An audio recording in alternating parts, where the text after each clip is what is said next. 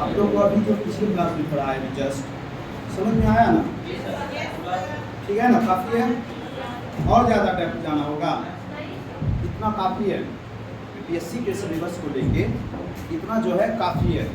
ठीक, अभी जो है ना आपका एक नया चैप्टर स्टार्ट करते हैं, नया सब्जेक्ट स्टार्ट करते हैं। देखिए साइंस का जो सेक्शन रहेगा आपका फिजिक्स, केमिस्ट्री, बायोलॉजी तीनों को मिला के मैक्सिमम आपका 20 से 25 क्वेश्चन रहेगा एग्जाम में। और ज्योग्राफी जो आपके सिलेबस का है, ज्योग्राफी से अगर यूपीएससी के देखेगा तो अकेले 12 से 15 क्वेश्चन रहेगा ज्योग्राफी से, 12 से। और ज्योग्राफी में आपका पढ़िएगा तो वर्ल्ड ज्योग्राफी और आप पढ़िएगा तो इंडियन ज्योग्राफी, दोनों करना पड़ेगा आपको, वर्ल्ड और इंडियन। और वर्ल्ड से अगर एक या दो क्वेश्चन रह जाए तो काफ़ी है, सबसे ज़्यादा आपका रहेगा तो इंडियन ज्योग्राफी से रहेगा। सबको पता है, समझ गए? तो हम आपका स्टार्ट करेंगे इंडियन ज्योग्राफी। और इंडियन ज्योग्राफी समझने से सबसे पहले हम यही समझेंगे कि ज्योग्राफी है क्या। भूगोल यानी समझना सबसे पहले क्या है, ज्योग्राफी। कलर चेंज कर दें, वाइट कर दें, चलिए चलिए।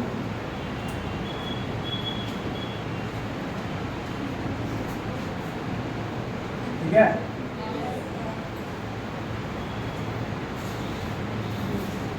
ज्योग्राफी। सबसे पहले इस वर्ड को ही समझते हैं, वर्ड से स्टार्ट करते हैं। ज्योग्राफी वर्ड यानी भूगोल वर्ड बना कैसे। सबसे पहली वर्ड कोई ना कोई, सबसे पहली बात किसी न किसी किसी व्यक्ति ने इस वर्ड को गढ़ा होगा। तो ज्योग्राफी वर्ड की बात कीजिएगा तो ज्योग्राफी वर्ड जो है लैटिन भाषा का शब्द है। एक शब्द है जियो और एक शब्द है ग्राफो। दो शब्द है जियो प्लस ग्राफो। और जियो का शाब्दिक अर्थ होता है पृथ्वी। जियो का अर्थ क्या होता है, पृथ्वी। और ग्राफो का अर्थ होता है वर्णन। वैसा सब्जेक्ट जिसमें हम पृथ्वी का वर्णन करेंगे, जिसमें हम किसका अध्ययन करेंगे, पृथ्वी का अध्ययन करेंगे या पृथ्वी का वर्णन करेंगे, उसी सब्जेक्ट को हम क्या बोलेंगे, ज्योग्राफी बोलेंगे। ज्योग्राफी शब्द लैटिन भाषा के शब्द जियो प्लस ग्राफो के मिलने से बना है। जियो का अर्थ पृथ्वी और ग्राफो का अर्थ वर्णन होता है। तो सबसे पहली बात कोई ना कोई ऐसा व्यक्ति होगा जिन्होंने इस ज्योग्राफी शब्द को दिया होगा। तो सबसे पहली बार एक व्यक्ति थे, यूनान के रहने वाले व्यक्ति थे। उस व्यक्ति का नाम था इरेटोस्थेनीज। इरेटोस्थेनीज। इस इरेटोस्थेनीज ने ही सबसे पहली बार इस ज्योग्राफी शब्द को दिया था। इस ज्योग्राफी शब्द यानी भूगोल शब्द को सबसे पहली बार गढ़ा किसने था, इस इरेटोस्थेनीज ने गढ़ा था। तो क्या लगता है, ज्योग्राफी का पिता बोल दो इसको, क्या बोले? ज्योग्राफी शब्द को सबसे पहली बार कहा किसने था, इरेटोस्थेनीज ने। तो ज्योग्राफी का पिता नाम के आधार पर इसको रख सकते हैं? नहीं। हम कहते हैं किसी भी बच्चे का अगर जन्म होता है तो उसका नाम उसके मामा भी रख देते हैं, उसके चाचा भी रख देते हैं, उसके नाना भी रख देते हैं। तो क्या बच्चे का पापा उसी को बोलेंगे? नहीं ना। मतलब कहने का सेंस, ज्योग्राफी का नाम तो ज्योग्राफी का नाम यानी ज्योग्राफी शब्द दिया तो इरेटोस्थेनीज ने है, लेकिन ज्योग्राफी का पिता इनको नहीं बोलते हैं। ज्योग्राफी का पिता बोलते हैं एक व्यक्ति है, उस व्यक्ति का नाम है हिपेटियस। उस व्यक्ति का क्या नाम है, हिपेटियस। ज्योग्राफी का पिता इसे कहते हैं। ज्योग्राफी का पिता किसे कहते हैं, हिपेटियस को कहते हैं। हिपेटियस को क्यों कहते हैं, इसके पीछे रीजन है। इन्होंने एक पुस्तक लिखी थी, उस पुस्तक का नाम है जस्ट पीरियड्स। उस पुस्तक का क्या नाम है, जस्ट पीरियड्स। और यही पुस्तक सबसे पहली बार कहा जाता है, सबसे पहली ज्योग्राफी की सबसे पहली पुस्तक है जस्ट पीरियड्स। और इस पुस्तक की रचना किसने की थी, इसी हिपेटियस ने की थी। इसी वजह से ज्योग्राफी का पिता किसे कहते हैं, हिपेटियस को कहते हैं। हिपेटियस ने इस पुस्तक में सबसे पहली बार पृथ्वी पर पाई जाने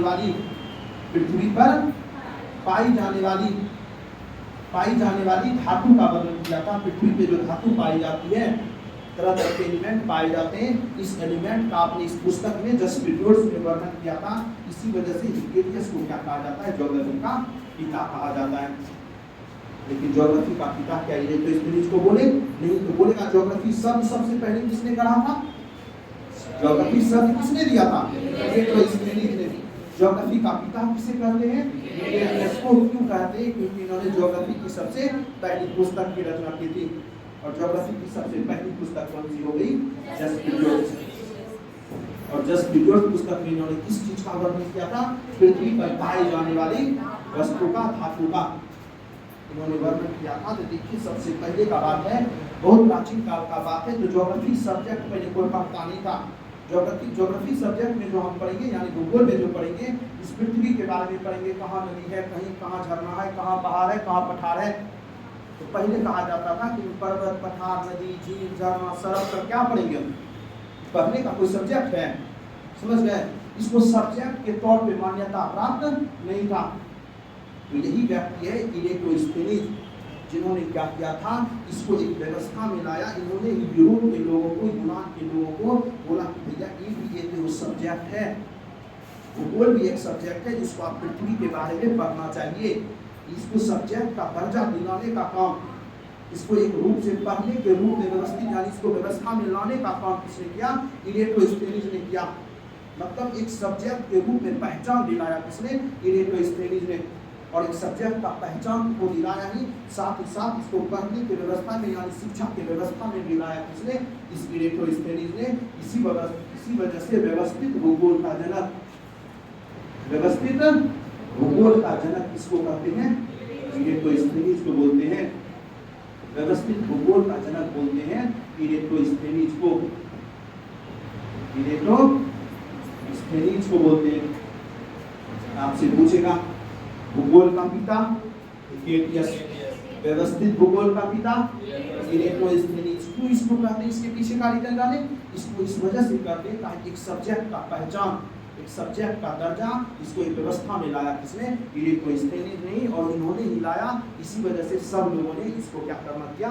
पढ़ना प्रारंभ किया। नहीं तो पहले कोई ज्योग्राफी सब्जेक्ट, हम नदी के बारे में क्या पढ़ेंगे? गंगा नदी है, इतना लंबा है, कोई काम है उसका? कोई काम है, ऐसा कहता था। एक मतलब बोले आपको, तो ज्योग्राफी सब्जेक्ट कोई पढ़ता नहीं था। तो पढ़ने का, पढ़ाने का काम एक शिक्षा के व्यवस्था में लाया किसने? इस इलेक्ट्रोस्फेनिज ने। इस वजह से व्यवस्थित भूगोल का जनक कहते हैं इलेक्ट्रोस्फेनिज को, और भूगोल का जनक कहते हैं जिसको? एटीएस को। फिर देखिए अभी का अगर ज्योग्राफी आप पढ़िएगा, अभी का ज्योग्राफी अलग है। अभी का ज्योग्राफी क्या है? बहुत अलग है। अभी के ज्योग्राफी में आप जनसंख्या भी पढ़ते हैं, अभी के ज्योग्राफी में आप पर्यावरण और पारिस्थितिकी भी पढ़ते हैं। अभी के ज्योग्राफी में बायोस्फीयर, तरह तरह का बहुत सारा चीज हो गया है। अभी के ज्योग्राफी में आप धातु, पृथ्वी पे जितने भी खदान हैं, जितने भी खनिज संपदा है, जितने भी ऊर्जा है, इस सब किसके अंतर्गत पढ़ते हैं? ज्योग्राफी के अंतर्गत। फसल है, वर्षा है, जलवायु है, इस सब चीज किसके अंतर्गत पढ़ते हैं? ज्योग्राफी के अंतर्गत पढ़ते हैं। तो वर्तमान समय में जो आप ज्योग्राफी पढ़ते हैं, इसको एक व्यक्ति ने अलग पहचान दिया है। दो दोस्त हुआ करते थे, एक दोस्त का नाम है अलेक्जेंडर वन हम्बोल्ट। दोनों दोस्त जर्मनी के हुआ करते थे। एक दोस्त का क्या नाम है? Alexander one Humboldt. एक दोस्त का नाम है अलेक्जेंडर वन हम्बोल्ट और एक व्यक्ति का नाम है, एक दोस्त का नाम है कार्ल रिटर। एक व्यक्ति का क्या नाम है? Karl Ritter. तो है कार्ल रिटर, कितना भी नीचे ना। अलेक्जेंडर वन हम्बोल्ट, दो दोस्त थे, एक दोस्त का नाम था अलेक्जेंडर वन हम्बोल्ट और एक का नाम था कार्ल रिटर। अभी जो वर्तमान समय का आप भूगोल पढ़ते हैं, यानी वर्तमान समय के भूगोल की बात कीजिएगा, आप पढ़िएगा खनिज संपदा, समझ गए? पृथ्वी पे जो फसल उगाए जाते हैं उसको, जलवायु के बारे में, जीव जंतु जो भी पाए जाते हैं, बायोस्फीयर, पर्यावरण, पारिस्थितिकी सब के बारे में जो पढ़िएगा, ज्योग्राफी में पढ़ लीजिएगा। ज्योग्राफी को आधुनिक रूप यानी वर्तमान रूप देने का काम किसने किया? अलेक्जेंडर वन हम्बोल्ट ने। इसी वजह से वर्तमान भूगोल का या आधुनिक भूगोल का जनक किसको कहते हैं? अलेक्जेंडर वन हम्बोल्ट और कार्ल रिटर, दोनों को सम्मिलित रूप से। आपसे पूछेगा वर्तमान भूगोल का जनक, वर्तमान या आधुनिक, वर्तमान या आधुनिक भूगोल का जनक कहा जाता है अलेक्जेंडर वन हम्बोल्ट और कार्ल रिटर को। आधुनिक भूगोल का जनक, भूगोल का जनक अलेक्जेंडर वन हम्बोल्ट और कार्ल रिटर को, दोनों दोस्त था। और अलेक्जेंडर वन हम्बोल्ट ने एक पुस्तक लिखा है, बड़ी फेमस पुस्तक है, उस पुस्तक का नाम है कॉस्मोस। याद रखिएगा। इसी कॉस्मोस पुस्तक में, उस पुस्तक में इन्होंने दोनों दोस्तों ने मिलकर आधुनिक भूगोल का क्या किया था, एक खाका खींचा था आधुनिक भूगोल में क्या क्या करना चाहिए। तो कार्ल रीटर और अलेक्जेंडर वन humboldt दोनों दोस्त को क्या कहा जाता है, आधुनिक भूगोल का जनक या वर्तमान भूगोल का जनक, सुव्यवस्थित भूगोल का जनक या व्यवस्थित भूगोल का जनक। इरेटोस्थेनीज को भूगोल शब्द किसने दिया था, इरेटोस्थेनीज ने। और भूगोल का पिता किसे कहते हैं, हिकेटियस को कहते हैं। और हिकेटियस ने पुस्तक लिखा था, उस पुस्तक का क्या नाम है, जस्ट पीरियड्स। जीरो का शाब्दिक अर्थ पृथ्वी और ग्रेफो का अर्थ वर्णन। वैसा सब्जेक्ट जो परिभाषा भी बताई थी, सीधा का सीधा सामना है। वैसा सब्जेक्ट जिस सब्जेक्ट के अंतर्गत हम पृथ्वी का क्या करते हैं, वर्णन करते हैं या फिर पृथ्वी का अध्ययन करते हैं। पृथ्वी पर पाई जाने वाली पदार्थों पृथ्वी पे पाई जाने वाली जितने भी प्राकृतिक चीजें हैं, सब चीजों का क्या करते हैं, अध्ययन करते हैं। उसी सब्जेक्ट को आप क्या बोल सकते हैं, ज्योग्राफी बोल सकते हैं, आप भूगोल बोल सकते हैं।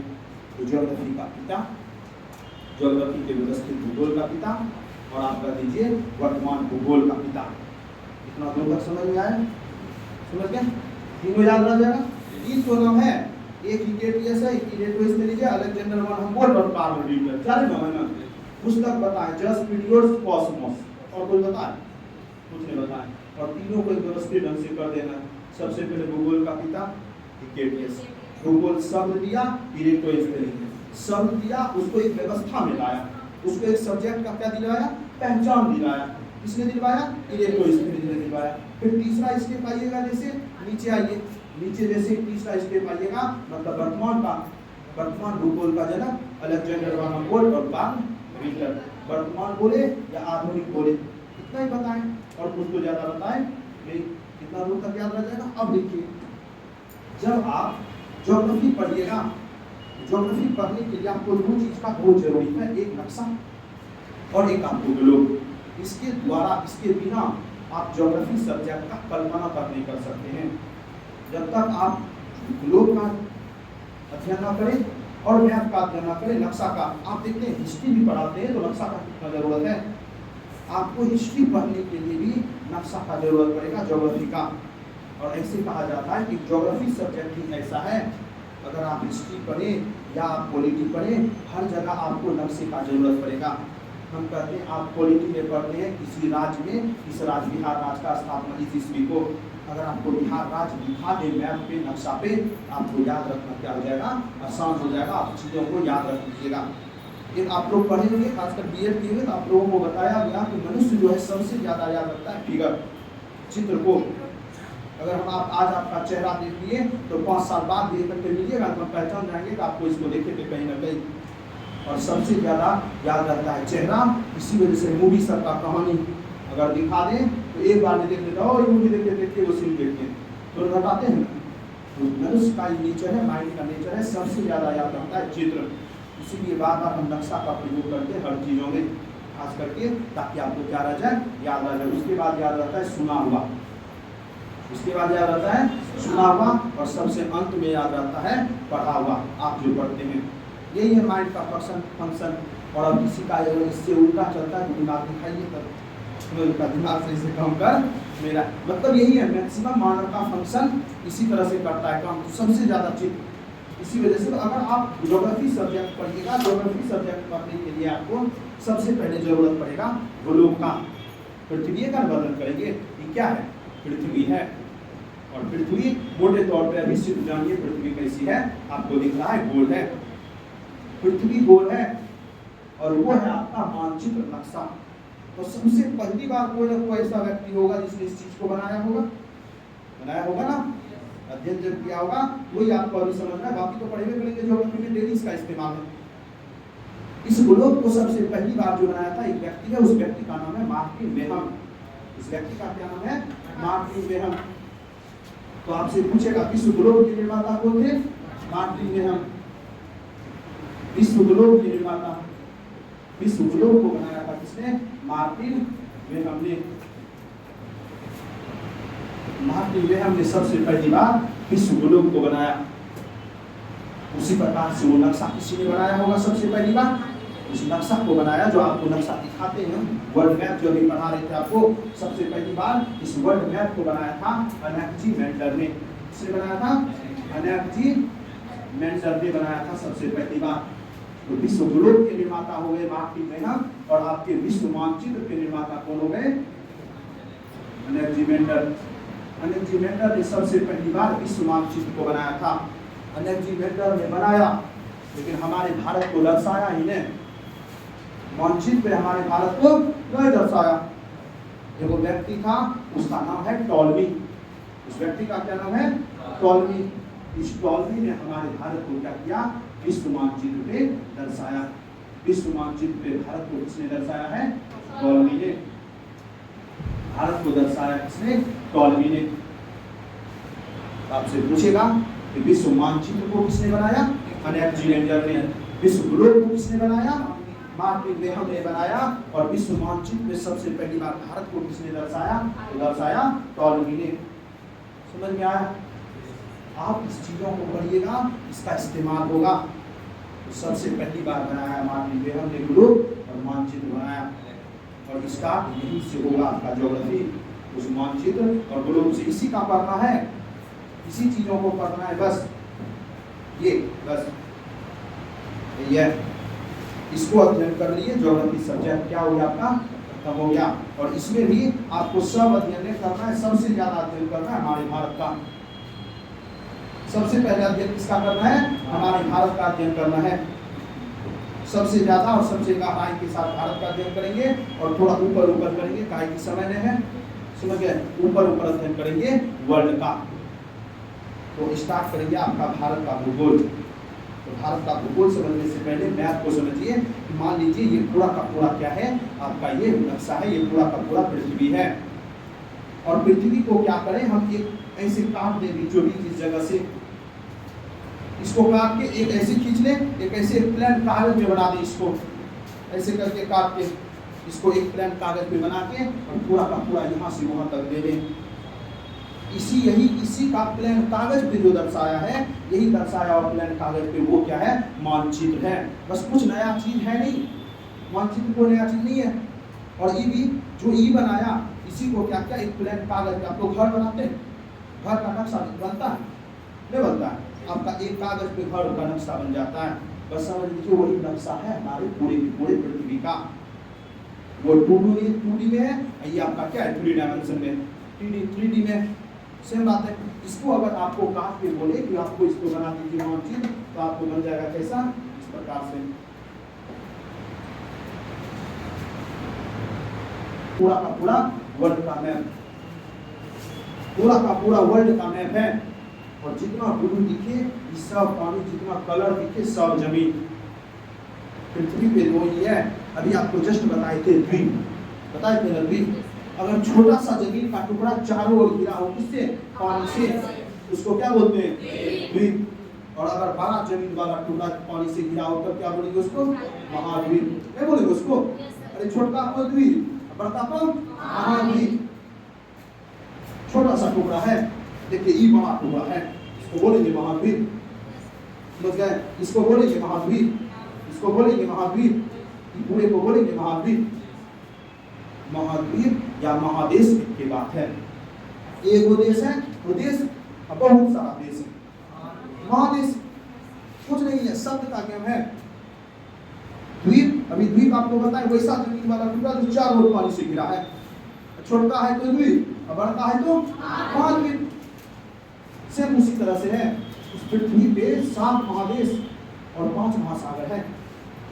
कल पढ़ाई थी, इन्हें बताएंगे, बता देंगे। एक बार हम आपको थोड़ा सा फास्ट ट्रिक बताते हैं, आगे बढ़ेंगे। समझ गए? कुछ नए हैं, थोड़ा सा फास्ट बताते हैं। और क्लास आप लोगों को एक चीज बोल देते हैं, क्लास अटेंड कीजिएगा, क्लास अटेंड कीजिएगा। एक कहानी है, सब्जेक्ट आपका जीएस कहानी है। और कहानी में अगर आप पहला दिन ये सुनिएगा ना, दूसरा दिन पकड़ में नहीं आएगा।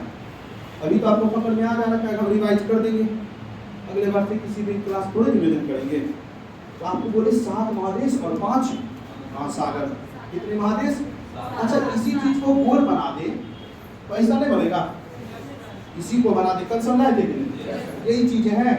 बस ये वाला पानी वाला हिस्सा, ये वाला पानी वाला हिस्सा और ये पानी वाला हिस्सा क्या है, ये है। इसी को गोल बनाते हैं, इसको पकड़ते हैं और ऐसे करके पीछे से सटा देते हैं, गोल बन जाएगा। क्या गोल बन जाएगा। तो इधर वाला चीज किधर चिपकेगा, इधर वाले से चिपकेगा। देखिए थोड़ा सा इसमें मैप मैंने दिखाया, देखिए उस मैप में निकलता हुआ दिखाया, इधर वाला है, देखिए वहाँ निकलता हुआ दिखाया साइड में, देखिए वहाँ जो साइड में गिरे और यहाँ जो साइड में गिरे, देखिए निकलता हुआ दिखाया है।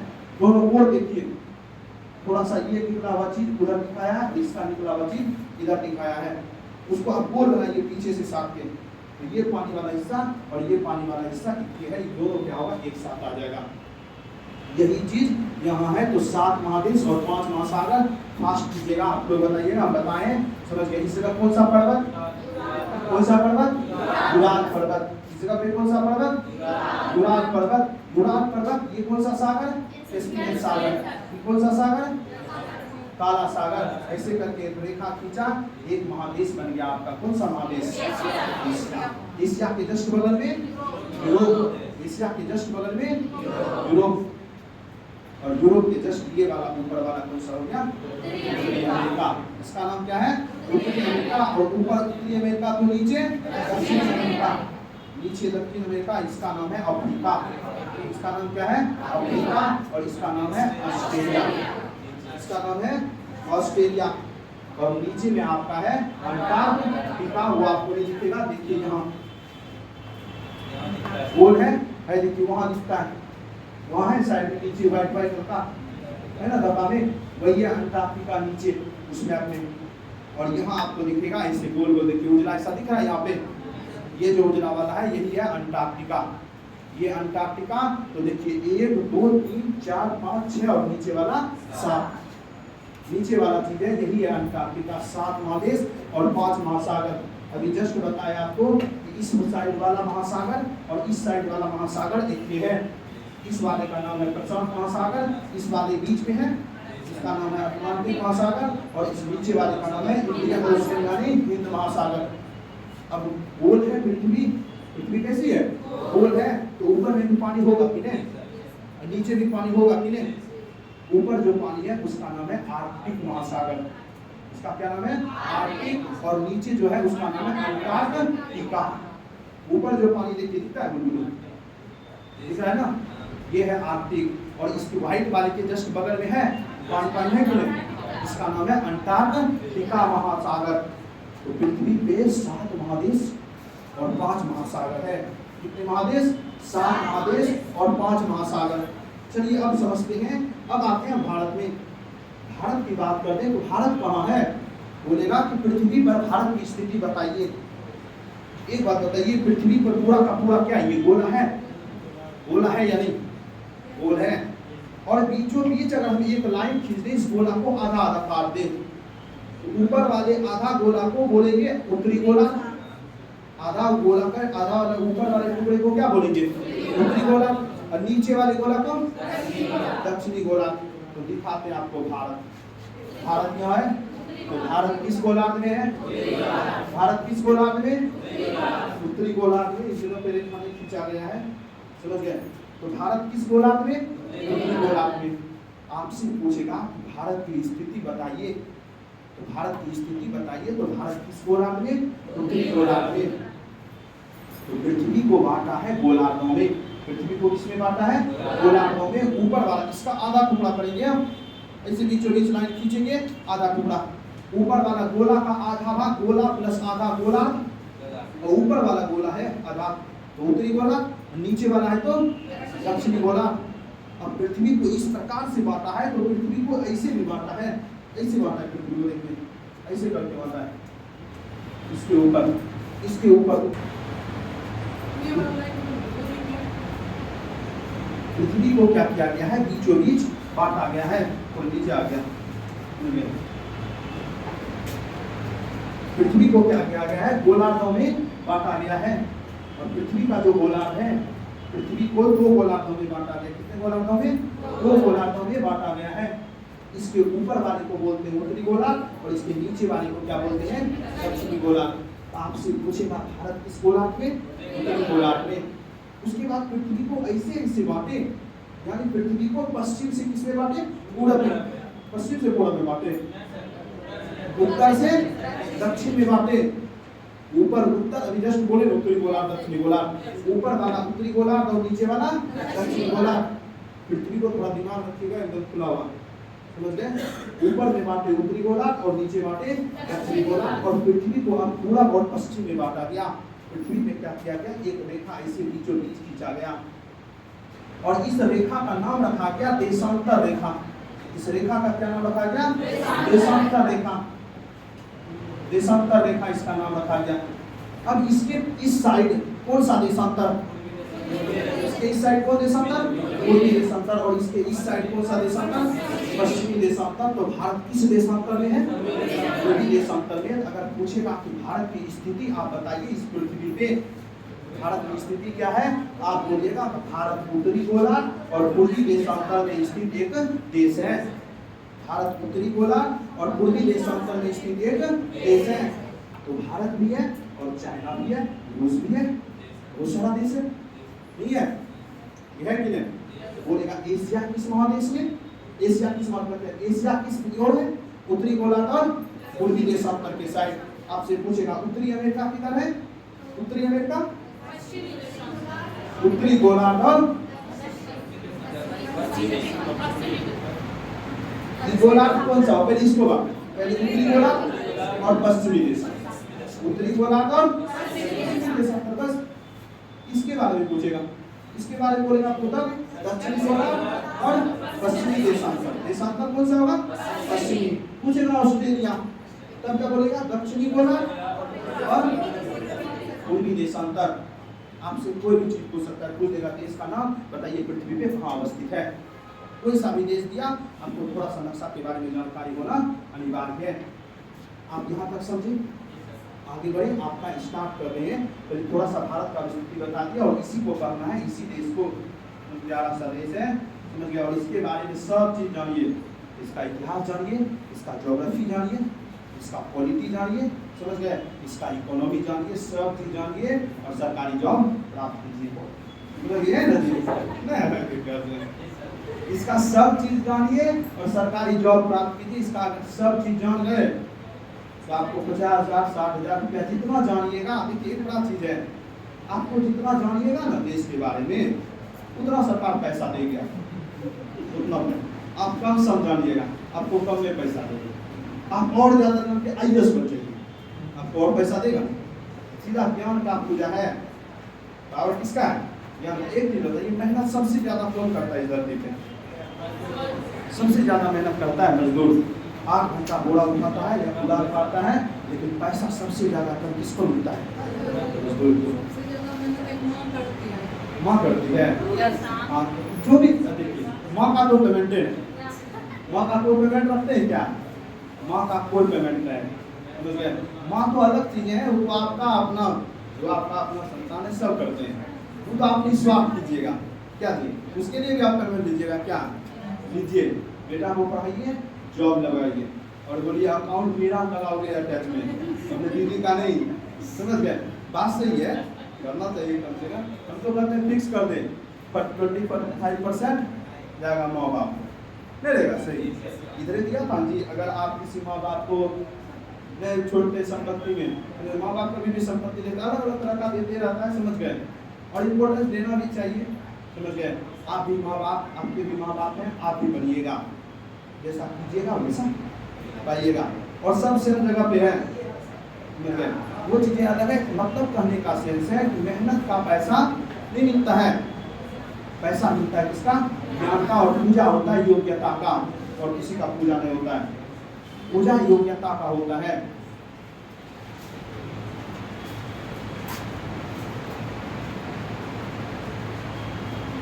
मतलब कहने का सेंस ये है, पूजा किसका होता है?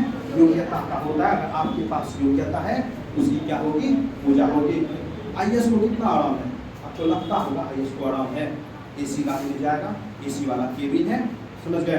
बैठा सिर्फ सिग्नेचर का पेमेंट का पैसा देता है 1 लाख रुपये, सिर्फ सिग्नेचर करता है। बिहार पुलिस देखिए कितना मेहनत करता है, धूप में रहता है, रोड पे। पेमेंट किसको देना चाहिए? मेहनत के आधार पे, मेहनत के आधार पे पेमेंट बिहार पुलिस को देना चाहिए। सिपाही को देना चाहिए, लेकिन ज़्यादा पेमेंट देता है उनको? नहीं देता है। उनका पहले का कमाया हुआ है, पहले जितना पसीना बहाइएगा बाद में उतना पैसा, उतना आपको इज्जत, पैसा के साथ साथ समझ गए इज्जत भी, मान सम्मान भी, रिस्पेक्ट भी, सब चीज और पावर भी, सब चीज मिलेगा आपको। तो चलिए बता क्या रहे थे कि पृथ्वी को कितने भागों में बांटे? 2 भागों में। सबसे पहले गोला, यही गोला है पृथ्वी। इस गोले के ऊपर वाले भाग को हम बोलेंगे, इसका आधा गोला कटा हुआ भाग उत्तरी गोला और नीचे का गोला कटा हुआ भाग दक्षिणी गोला। मैप में कहीं भी नक्शा आपको दिखे, जैसे मेरा ही देख लीजिए, मेरा खोपड़ी किधर है? उत्तर, मेरा जूता दक्षिण, और मेरा ये हाथ पूरब, मेरा हाथ ही, और घड़ी कहीं भी नक्शा दिखे, किसी का भी नक्शा दिखे, समझ गए, घर का नक्शा हो, जमीन का नक्शा हो, किसी भी चीज का नक्शा दिखे, एनी टाइम ऊपर ये फिक्स है, यूनिवर्सल।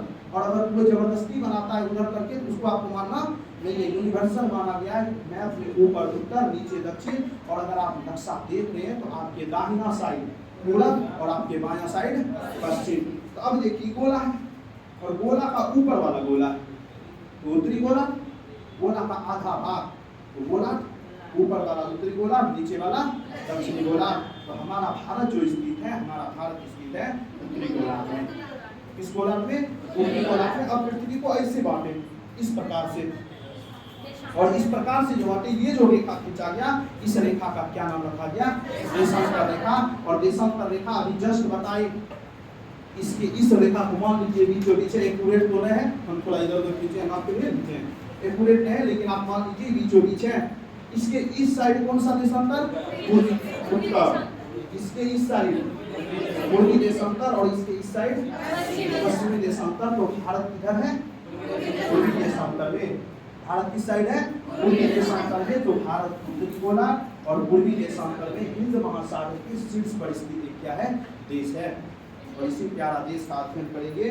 भारत देश का अध्ययन की बात कीजिएगा, हमारे भारत देश का सबसे पहले पहला ही चैप्टर आता है भारत एक समान परिचय।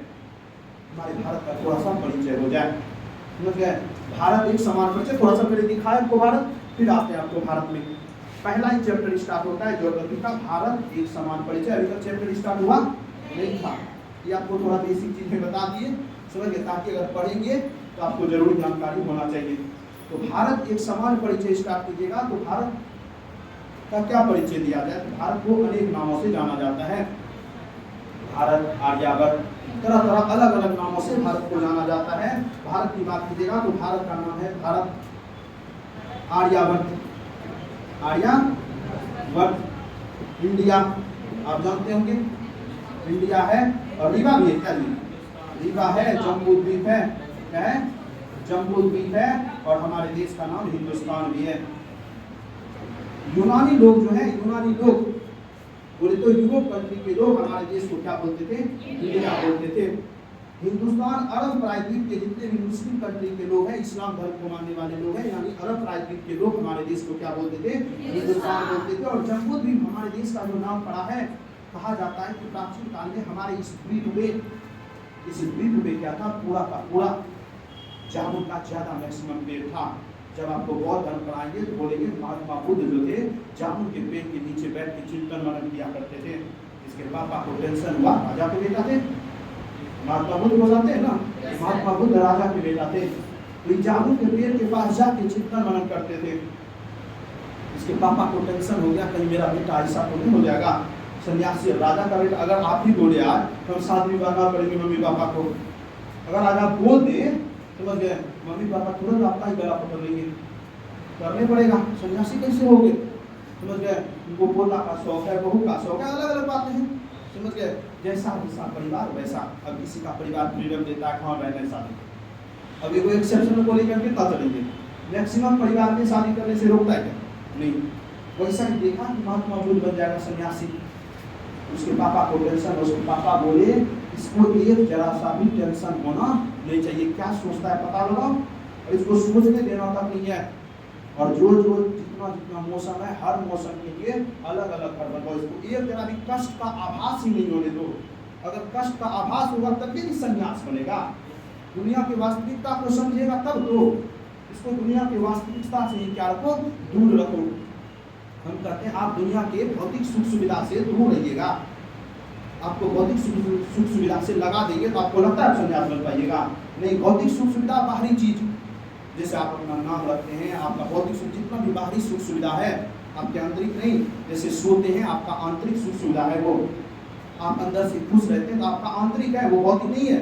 भौतिक है आप एसी में बैठे हैं, पंखा के नीचे बैठे हैं, समझ गए? आप अच्छा सा कोई गहना सोना का पहन लिए हैं, ये आपका बाहरी चीजें हैं। लेकिन अगर आप ज़्यादा टैलेंटेड पढ़ने में हैं, आपका मेहनत तो गहना वही है, आप सच बोलते हैं, मेहनत तो गहना वो है, वो आंतरिक आपका आभूषण है, ये बाहरी है। तो बोला इसको भौतिक सुख सुविधा का टेंशन होने नहीं देते, इसको इतना दो सुख सुविधा, इसको आंतरिक सुख सुविधा का आभास ही न पता चले। इसी वजह से उसके लिए अलग अलग घर बनवाया। तो जामुन का पौधा हमारे देश में ज़्यादा पाया जाता था, इसी वजह से इस अपने भारत के इस द्वीप का नाम क्या पड़ा है? जम्बू द्वीप पड़ा है। समझ गए? आर्यावर्त इस वजह से पढ़ा है, हमारे देश में आर्य लोग रहा करते थे। पढ़ाएंगे आप लोगों को हड़प्पा सभ्यता के बाद आता है चैप्टर वैदिक सभ्यता, और वैदिक सभ्यता को बचाया। आप लोग राम भगवान जितना भी महाभारत सब जानते हैं ना, ये सब आर्य लोग थे। हमारे समाज में आप जितना भी मानव हैं अभी वर्तमान समय में, ऊंचे जाति छोटे जाति को छोड़ दीजिए, आदिवासी जो आप जानते हैं, जिसको आप आदिवासी कहते हैं, जानते हैं जनजाति, जनजाति को छोड़ दीजिए, बाकी जितने भी जात हैं हमारे भारत में सब लोग आर्य के वंशज हैं। सब लोग किसके वंशज हैं? आर्य के वंशज हैं। आपका प्राचीन काल जब पढ़ाएंगे बताएंगे आर्य के बारे में। तो आर्यों के निवास स्थान के कारण, किसके स्थान के कारण? आर्यों के निवास स्थान के कारण हमारे देश का नाम क्या पड़ा है? आर्यावर्त पड़ा है। काहे हमारे देश में आर्य लोग रहा करते थे। आर्य लोग हमारे भारत के मूल निवासी नहीं थे। हम लोगों का ऐसा ज्योग्राफिकल कंडीशन है, हम लोग के देश में कोई भी गोरा लोग नहीं हो सकता है। कलर का साफ होना अनिवार्य नहीं है, कारण हमारे जैसा कंडीशन है हमारे भौगोलिक स्थिति में। देखिए थोड़ा सा कंडीशन समझिए क्या है। देखिए इस पृथ्वी के बीचों बीच ये है आपका, इस रेखा का नाम है भूमध्य रेखा, और इस भूमध्य रेखा के आसपास जितना भी देश है, जितना भी एक के रेखा थोड़ा बीच में खींचे उसको, समझ गए? इस पृथ्वी के बीचों बीच के आसपास जितना भी देश है, इसको लेके इतना थोड़ा ले लीजिए, इसके आसपास का जितना भी देश है सब देश में लोग जैसा भी मिलेगा वो मिलेगा कैसा? रंग का काला। इस रेखा के पास में जितना भी लोग होगा वो तो और काला, वो कहाँ का लोग? और काला। जैसे जैसे आप ऊपर जाते जाइएगा वैसे वैसे रंग क्या होते जाएगा? साफ होते जाएगा। और आप चले आइए रूस, आप चले आइए कनाडा, आप चले आइए अमेरिका, अमेरिका में देखें काला, देखें ऐसे से करें सब चीज में। हाँ है ना, ऊपर जैसे जैसे जाते जाइएगा आप देखिए अपना जम्मू कश्मीर यहाँ है, जम्मू कश्मीर में आपको मिलता है गोरा गोरा लोग। आप केरल में जाइए, गुंडा सब देखे हैं मूवी में, हैं काला काला मिलेगा। इसके पीछे का रीजन ज्योग्राफिकल है, और हमारे भारत का ये नियम है, हमारे भारत में लोग गोरा नहीं होगा। इसका मतलब आर्य लोग हमारे देश के तो नहीं थे। जब हम लोग आर्य के वंशज हैं, हम लोग गोरे हैं, मैक्सिमम लोग गोरे साफ हो ही जाते हैं। समझ गए? हरे हम न है जी, आप हमको बाहर देख रहे हैं, हम साफ गोरे। अरे हम कह रहे हैं मैक्सिमम लोग मिलता है कि नहीं? मतलब कहने का सेंस ये है, आपका जो आर्य लोग है, समझ गए? आर्य लोग रंग के क्या थे? साफ थे, और आर्य लोग बाहरी थे। तो इसका कंडीशन देखिए क्या है, इसके आसपास जितना भी लोग होगा सब होगा क्या? काला। और जैसे इसके ऊपर जाइए, जाइए चाइना, कैसा? जम्मू कश्मीर जाइए, पाकिस्तान जाइए, तुर्कमेनिस्तान, उज्बेकिस्तान, कजाकिस्तान, देखिए यूरोप का जितना कंट्री है सब यूरोप का कंट्री कहता है, सब यूरोप वाला सब गोरा गोरा है, यूरोप वाला सब गोरा। देखिए ये सब इधर नीचे भी आइएगा, इसके बाहर जो भी आइएगा, नीचे आइएगा तो भी गोरा, ऊपर भी जाइएगा तो भी गोरा। इसके पीछे का एक रीजन है, इसके पीछे का रीजन ये है, आप देखिए इस पृथ्वी के बनावट को मान लेते हैं। थोड़ा सा इस जगह पे लाइट है, इस जगह पे सूर्य, इसको मान लेते हैं, इसी को इसको मान लेते हैं कैमरा को, क्या ये सूर्य है। और पृथ्वी आप जानते हैं, पृथ्वी पे जो प्रकाश पड़ता है किससे पड़ता है? सूर्य से पड़ता है। और जब प्रकाश आ रही है वहां से, समझ गए? वहां से अगर प्रकाश आ रही है तो खड़ा रही मोबाइल ऐसे खड़ा रही, बस इस पे इसको बस करना है, फोटो नहीं खींचना, बस खड़ा रहना ऐसे ही। हाँ देखिए, आप जानते हैं पृथ्वी को अपनी प्रकाश है क्या? पृथ्वी को अपनी प्रकाश है नहीं, पृथ्वी पे सूर्य का प्रकाश आता है। इसको आप रखिए इसके सामने, जैसे रखिए तो आप इसके सामने देखिए तो सूर्य का प्रकाश सबसे ज्यादा सीधा कहाँ पड़ेगा? बीचों बीच में पड़ेगा क्या? पृथ्वी पर प्रकाश जो है सीधो सीध पड़ेगा आपका बीचों बीच लाइन पे। आप जानते हैं पृथ्वी घूमती है, और पृथ्वी जब घूमती है ना, पृथ्वी ऐसा नहीं कि ऐसे भी घूमती है और पृथ्वी ऐसे भी घूमती है। पृथ्वी दो कंडीशन, लट्टू को नाचते देखे हैं, लट्टू ऐसे से अपने जगह पे भी नाचेगा और ऐसे से रास्ता भी कवर करेगा वो।